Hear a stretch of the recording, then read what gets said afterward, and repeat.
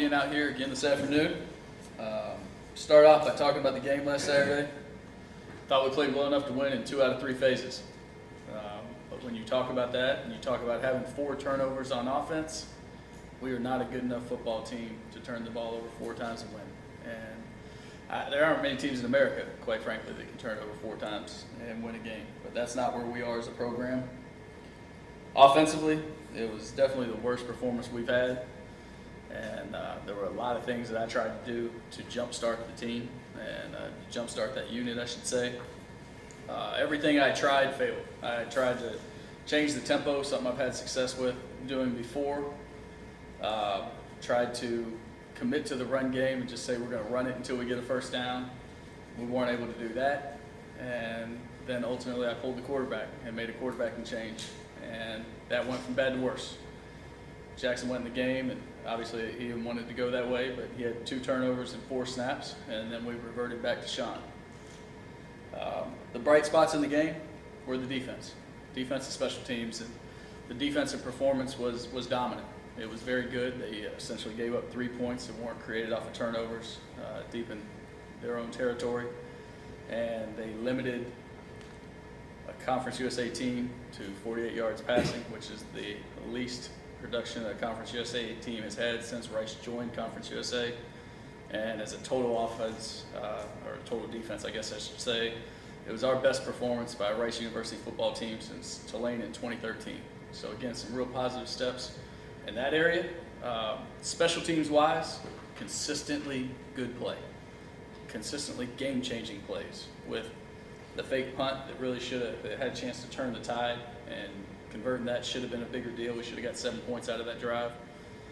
And then you look at what Jack Fox did, and just looking at the numbers, he had 2 punts that went 50 plus.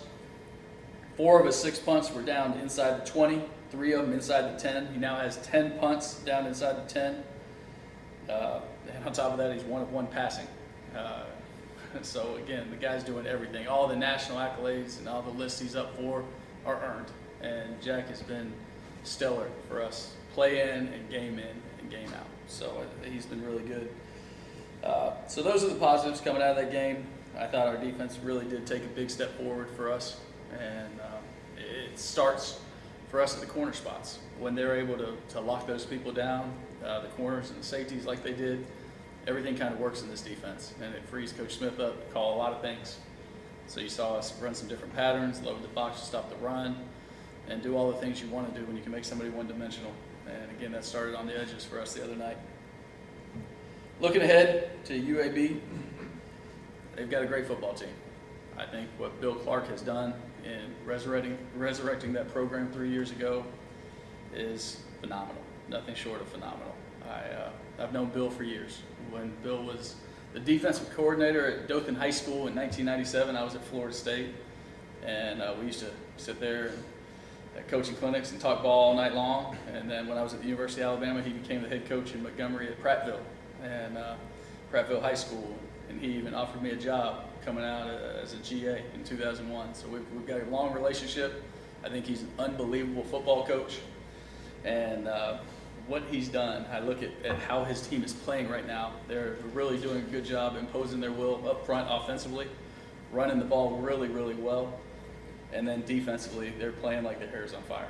They're number 11 in America, sandwiched right in between Utah and TCU. They've got unbelievably long, big, athletic defensive linemen, 6'8" defensive ends, 6'5", 350-pound nose guard that moves like a dancing bear. He reminds me of the Bucs' first-round pick from last year out of the University of Washington. And they play the game angry, and they're having fun playing the game right now. So obviously it presents a very, very big challenge for our football team right now. But the biggest thing we're going to have to do is worry about us. We got to get us right before we can worry about anybody else. And those are the steps we're trying to take this week in practice. With that, I'll open up for questions. How much does UAB size concern, particularly up front on defense? It's very concerning. I mean, that and their experience. And you say their experience, they've only been there 3 years, but almost all of those guys have been in the program 3 years. 3 years ago, if you followed what UAB did, they signed a full class. They practiced all fall, and they scrimmaged themselves every Saturday. And so they did get their own kind of game experience. They have 27 seniors in their 2 deep right now. So again, older, bigger guys that have some good experience. They are a great challenge for our guys up front. 2 games ago we had problems knowing our assignment, and last game we had problems coming off with enough confidence. And if we don't come off with confidence in this game, line of scrimmage will be created again on our side instead of theirs. After the game last Saturday, you said you and your staff were going to go back to the offensive film and figure out what y'all did well enough to key in on. Any revelations from that? Anything? Matt, what we did is we went back and we me in particular, I went back and started watching our games 1, 2, 3 and seeing what concepts we did well. The real frustrating point was, those were the same plays we ended up calling Saturday. So we're trying to lock in and really just trying to get our guys to come off the freaking football and do the techniques that they're able to do through the week. We're trying to get them to earn confidence so that they will go into Saturday's game and be able to play this game with the tempo that's demanded. Because again, you look at the play calls and they're really the same. They're the same plays we've run since spring. And we just couldn't do our job. And so we got to get them to have the confidence in coming off the ball. We've got to handle movement better as an offensive line and tight end group. And we got to throw and catch. Those are the things. I mean, it's so simplistic when I say it like that, but it's really the truth. We are an inconsistent offense right now, and we've got to get it fixed. Coach, 2-part question. Number 1, how do you change what you saw Saturday night? How many times have you been involved in something like that? You've ever been involved in something like that? How many times? And secondly, how can you change that? Because based on the way you guys practice, it doesn't look like that in practice. It's the most frustrating thing I'm dealing with right now, Nate, is that we are practicing better. For 2 weeks now, we've had good practices as a team, but on the offensive side also, where you thought it was going to correlate the right way. And so, again, I don't know if it's an anxiety thing that we're not able to do the same things we can do during the week. Those are the things we're continually trying to investigate. What is different? What is different? Because in the case, it was all about us. And we were our own worst enemy. It wasn't the opponent on the field. It was us. We found the enemy, and it's us. So to answer your question, have I ever been a part of anything like that? I don't know. I don't remember anything going quite that bad. Where again, everything you did to try to spark something, nothing worked. But you go back and I was fortunate at Stanford to have some elite quarterback play.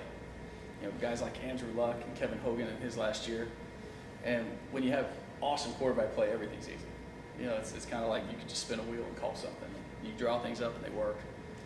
But we also had times where the quarterback play was really poor over years at Stanford. And we won conference championships and went to Rose Bowls because we could impose our will running the ball.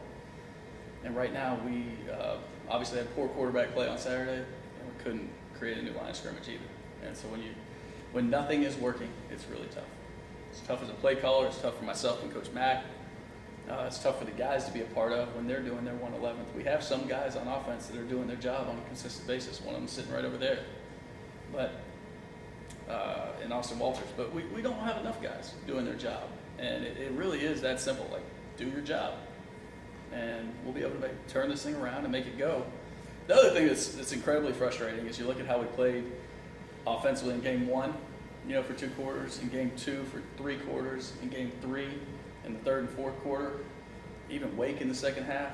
And if we have anything close to that performance, we win that game by 3 touchdowns the way our defense and special teams played. We just couldn't do it. And so again, those are the challenges that we have as a coaching staff. And there's not going to be a magic button or a magic play, but we're going to keep working. How do you turn your quarterback play around? Do you open it up? Or what do you do in that situation? Well, what we did is we opened up the backup competition. And so right now, Stank is still coming out and working the right way and preparing the right way. He had a good day of practice yesterday. But we're giving Evan Marshman a chance to compete for the number 2 spot with Jackson. And I would expect Evan to play some in this game. We're going to find ways to, he's a guy that has had value to our football team already. He's been on special teams. He's gotten his jersey dirty and done everything we've asked him to do as a team. We're going to find ways to get him on the field in this game plan. Coach, you mentioned Austin. He was second in all-purpose yards this year. Can you talk about that a little? Yeah, I mean, that's what I'm saying. He's been so consistent, and he's been serving so many roles for our football team. From, everybody wants to talk about the returns that he's had, and the kickoff returns have been great. What he's done as a running back on offense has been exceptional. He's been our explosive guy. He's been the guy that's creating explosive runs even when they're not blocked perfectly. We talk a lot about what Walter Payton always said, give me 18 inches of daylight, and that's what I feel like we need for Austin right now. If we can get it for him, he'll do something special with it. He's a receiver for us on third down. Had an amazing catch on Saturday. And then he's also on pump block. He is serving so many different roles for our football team and doing them all at a pretty high level. Have you seen some of the leaders on both sides of the ball handle themselves this week? What I saw in the locker room the other night was I saw Zach Abercrombie that didn't want to point any blame, wanted to handle things the right way. Hey, we got to get this fixed. Another guy that stood up in the locker room is Brandon Douglas Dotson, who's here. And, just from the heart, talking about, guys, this means too much to me. We've got to change this. And it was real positive, and I think it's been real positive. I think we got some guys in that senior class that are doing a great job leading, and some of them that are doing a great job with their play. We've got younger guys that are stepping in and doing a great job too, and their voice is going to come sooner rather than later. They're playing at a high level. We've got 7 freshmen that are playing a lot of football for us right now, true freshmen. But again, the thing that breaks my heart is guys like these two. This is their last run at college football. It's their last run in this program that they put a lot into, and I want them to have success now. I want success now. When you look at the struggles that the team is facing and how you guys are trying to address them, just having the leadership and experience, Pete, Jerry, does that maybe help how you guys are approaching it? Does it make that process smoother at all? Yeah, I'm so thankful to have those guys, like I always say, day in and day out. I'm also thankful for my background. I'm thankful for being with a guy like David Shaw, and who taught me to be the same guy every day. Take a hard hat approach, go to work, be consistent in your approach. Like, we could come in here and make it miserable.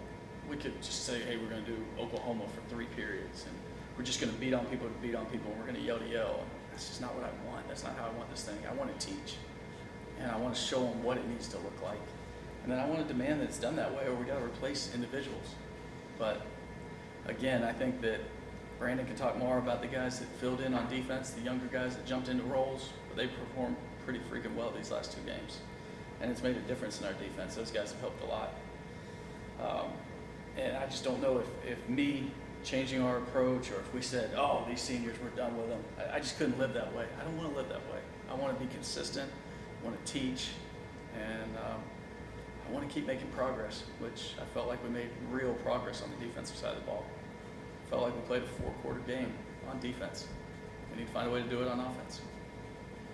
You talk about the UAB offense. You mentioned some about their defense, but their offense is pretty salty. Yeah, dual threat quarterback. But more than anything, I look at what they do, and Bill Clark knows how he wants to win games. He wants to win games with an unbelievable defense that's swarming to the ball, and then he's going to pound the rock. He's not going to mess it up on offense. I mean, they'll still try to get their explosive plays and take their shots, but he's going to make you stop the freaking run. He's going to make you bow your neck and stop the runner. He's going to keep pounding it down your throat. And really, that philosophy applies everywhere.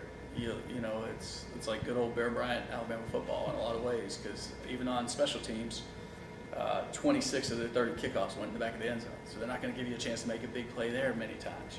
Maybe we'll get one. Maybe we'll get one opportunity for Austin to hit it. But there's not going to be opportunities every time they kick off. They're going to do a great job. Really, they're just a well-coached football team with some outstanding football players.